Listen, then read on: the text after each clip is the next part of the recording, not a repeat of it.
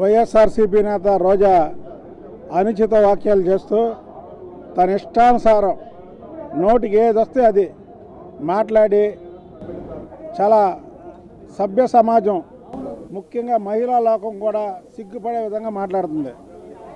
రోజా, మా పార్టీకి కొన్ని సిద్ధాంతాలు ఉన్నాయి.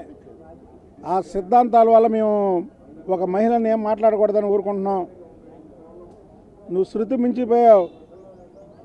రా, మా లోకేష్ బాబు మీద, మా మంత్రుల మీద, మా మీద ఏ ఆరోపణలు ఉన్నాయి బహిరంగ చర్చకి నగిరికి వస్తా. నీ మీద నీ కార్యక్రమాలు ఏంటి, నీ ఇదేంటో, నీ క్యారెక్టర్ ఏంటో చెప్పడానికి కూడా నేను రెడీ.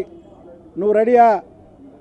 నువ్వు నగిరిలో వస్తే నగిరి, లేదా నీ రాష్ట్రంలో ఏ నియోజకవర్గానికి ఆ నియోజకవర్గానికి రావడానికి నేను రెడీ. అంతేగాని తప్పుడు వాక్యాలు చేయకు.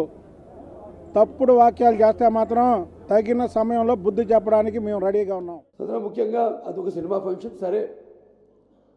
అదే కాదు, దానికి సంబంధించి నేను అంతకుముందు కూడా ఫంక్షన్లో ఆ సినిమా లేదని తీసుకున్నా. ఆడవాళ్ళకి ఇవాళ ఎవరైతే తోటి శాసనసభ్యురాలు కూడా ఉన్నారు నా మీద, వాళ్ళ క్షమాపణ చెప్పాలి. నేను మన్నించడం కూడా, ఎవరైతే నన్ను తప్పుగా అర్థం చేసుకుంటారో వాళ్ళని మన్నింపు అడగడం కూడా జరిగింది.